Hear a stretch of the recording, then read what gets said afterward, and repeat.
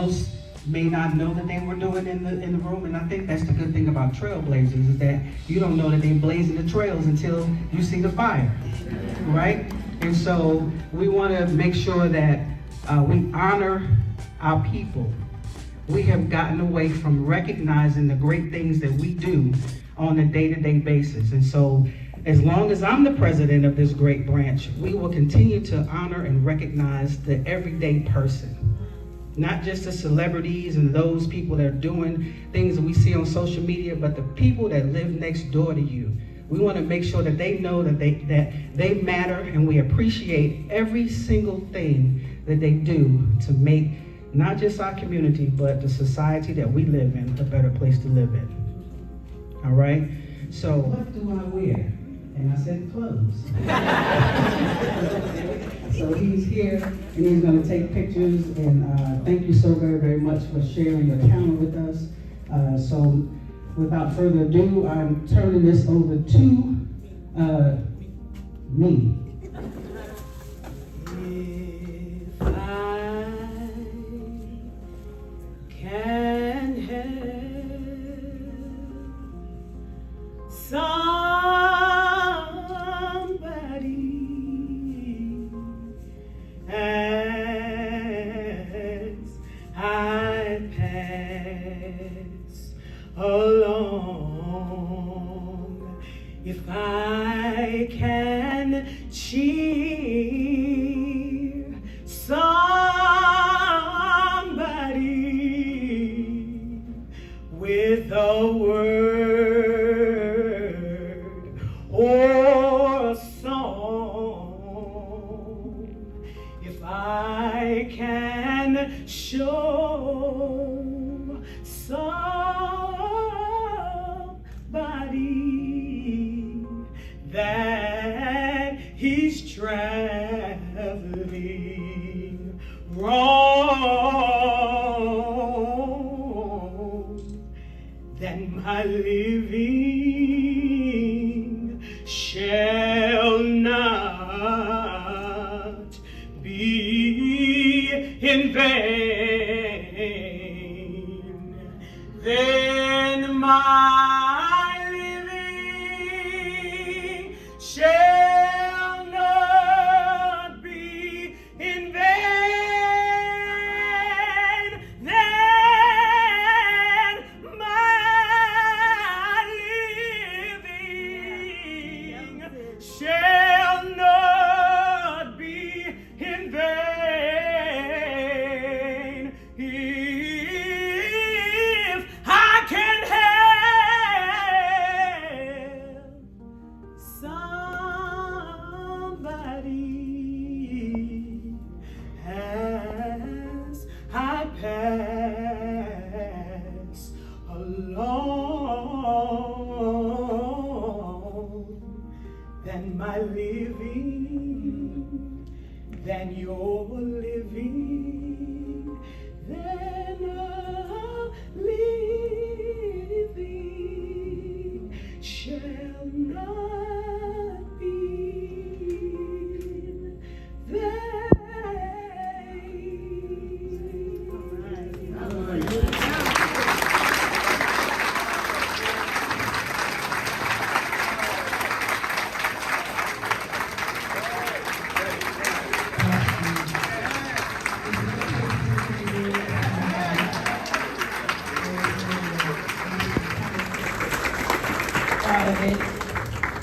And last but certainly not least, they are being recognized officially by the Maryland General Assembly. Can you see that? Official citation. Be it hereby known to all that sincerest congratulations are offered to the recipient, NAACP Trailblazer Award winner, in recognition of your dedication to advancing justice, safety, and equality, or whatever their area of service is, within the community is inspiring. Your leadership and advocacy has played a pivotal role in the transforming the landscape of whatever their area of service is on this 22nd day of September, and it is signed by... Today's NAACP Trailblazer Luncheon was absolutely phenomenal. The venue is spectacular. We were so honored to be in the heart of Waldorf, giving honor to whom honor is due. Job well done, NAACP. Kudos to you.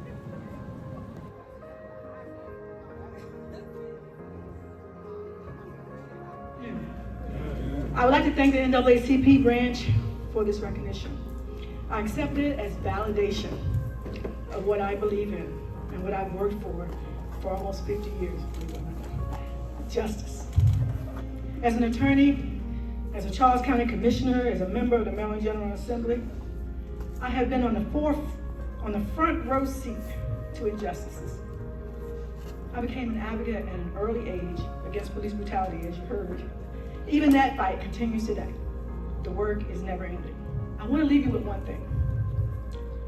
Under our watch, that's all of our watches, laws are being passed that allow incarcerating our children as young as 10 years old.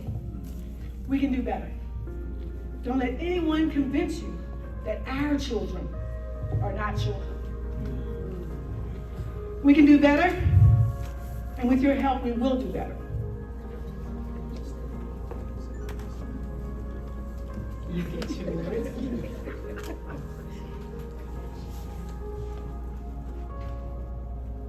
This is from the superintendent of schools, Dr. Navarro. Would you please help me welcome Dr. Bernard Jackson.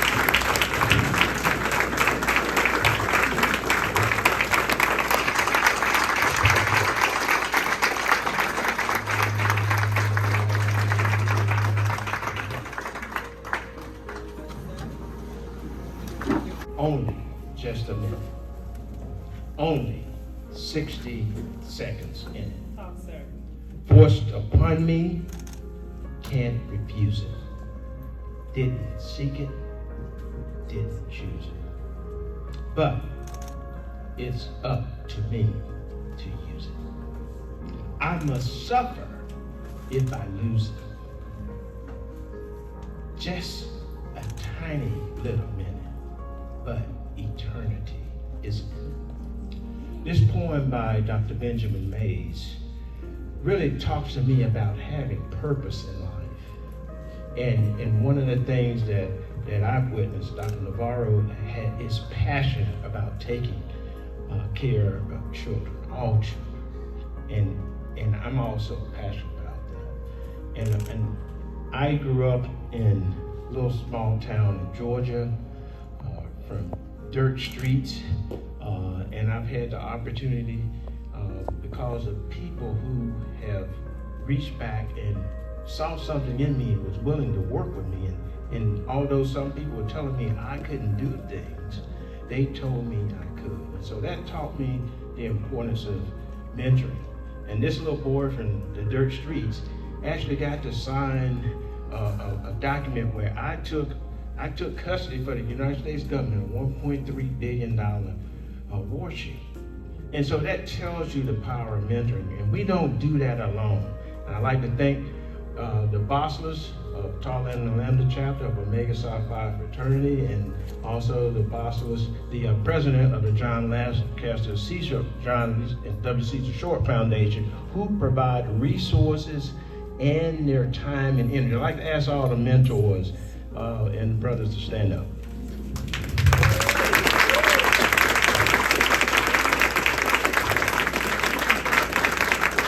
We're in a period of time where we need to teach our young people that they can do anything that they can if they can believe in it. And so we just need to inspire and just put those little nuggets in their head that, you know, we see them want to be Michael, but we also want them to be a Supreme Court justice. We want them to be a president. We want them to become the superintendents of school. We want them to become commanders of Navy vessels.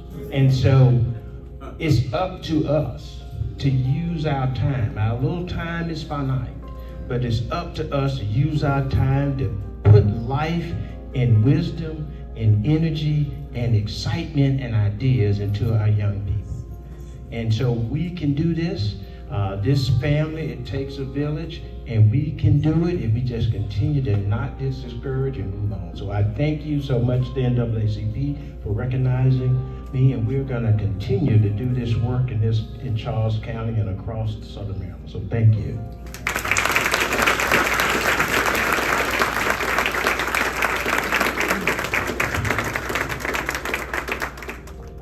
But I wanted to use this time because I have some important things to say.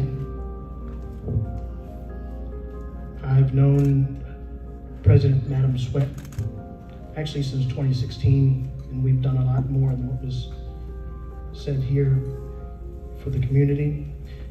Just last week, we partnered and gave the very first reparation scholarship to a Charles County slave descendant of the Mount Aventine plantation, and there's more to go after that. Thank you. You know, every time I do an event with the Charles County NAACP, I use the same MLK quote, but only with the NAACP. I give lectures and talks all over the place, but this one's poignant, and it's from MLK. Says, of all the forms of inequality, injustice in healthcare is the most shocking and inhumane. MLK says this, and it's a very poignant statement, and his statement was based on truth, justice, statistics, outcomes. As we know, he was alive during Jim Crow, separate but equal, and a lot of black families were turned down from white hospitals in times of desperation and disease, and we have a lot of statistics of people passing because of that. And one of my heroes, Dr. Charles Drew, surgeon, as we may or may not know, was also turned down after he got in a car accident from a white hospital, and all he needed was blood. And interestingly enough to note, he was the one who pioneered the blood bank.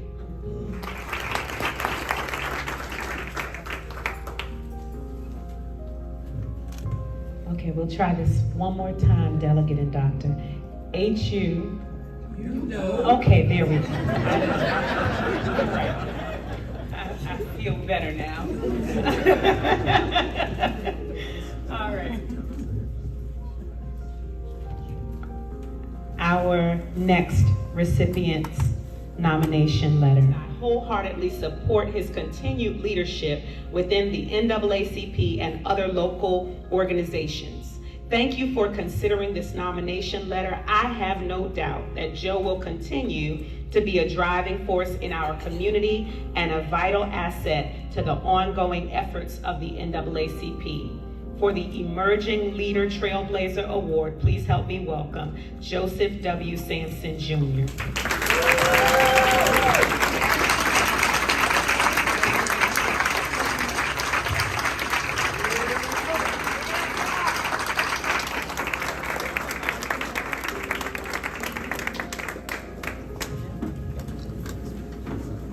No worries.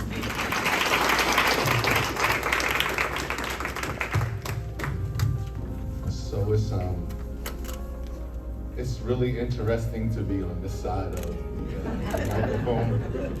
As you all know, I'm usually, first off, it was interesting to get here just to do this and this only. To sit down and not put up a chair or run around, which most people are used to seeing me do all of those things.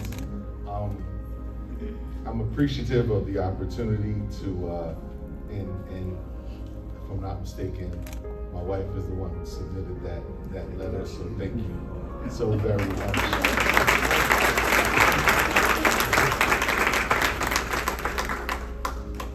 You know, it's interesting because sometimes, because I'm always in front of the mic for presenting and making sure people get awarded and things like that, I'm obsessed with like quotes, right? So I find these quotes in some of the most obscure places, from the wildest things. And so I was watching a comedy special one day, and this gentleman Dave Chappelle,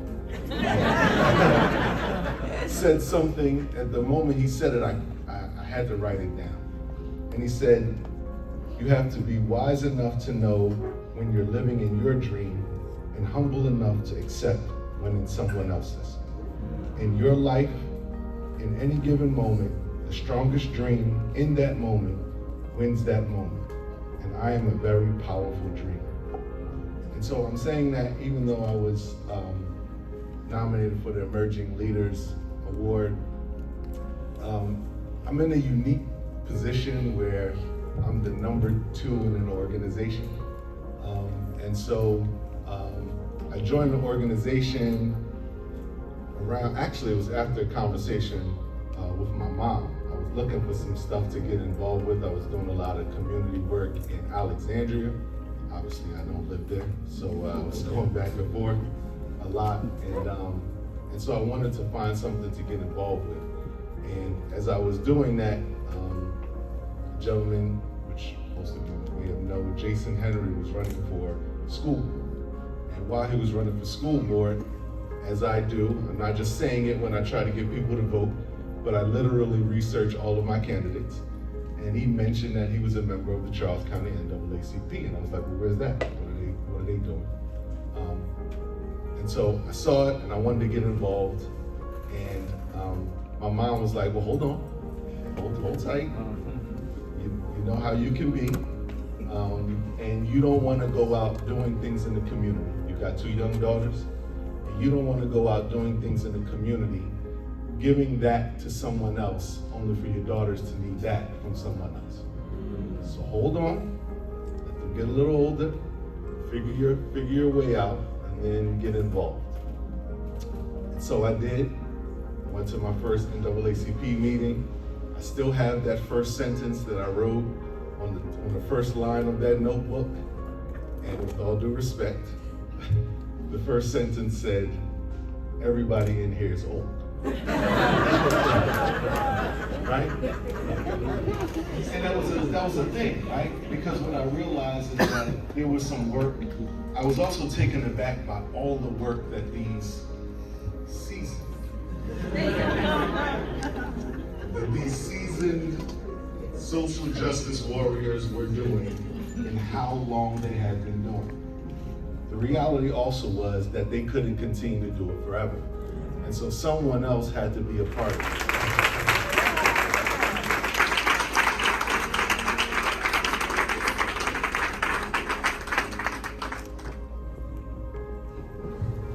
That was a lot. I did write a little speech on the phone, so. It is with great pride and pleasure that I accept this award. I'd like to thank Ms. Yolanda Felder and Ms. Dora Miles Moore for introducing me to the NAACP, to the AXA program. I'd also like to thank Ms. Caprice James for accepting me into the Youth Council's position as president.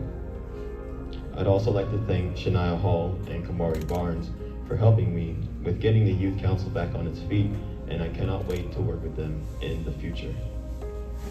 I'd also like to thank Vice President Joe Sampson and President Dialtha Sweat for always pushing me to strive towards excellence and allowing me to gain the opportunities that I have been privileged to have. However, the fight is not over yet. There are still many issues out there that harm us and prevent other people like us from striving to our best. Black kids are constantly thrown out there as being the symbol of ignorance, even though we are the exact opposite of that. And black kids are constantly being put into low-level classes without even a peek at their academic abilities. That's just the tip of the iceberg. Me and my associates with the NAACP will continue to fight to make sure that it is reversed and so that our community can strive to be symbols of excellence and never be held back. My interaction with the NAACP has given me the inspiration and the encouragement to continue my work in college. I hope to do many great things with the NAACP wherever, and I'd like to thank Charles County NAACP and my family for giving me the best foundation that I could ever ask for. Thank you so much.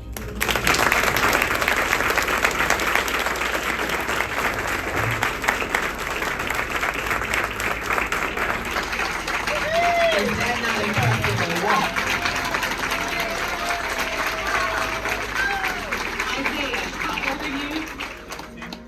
were you doing at 17?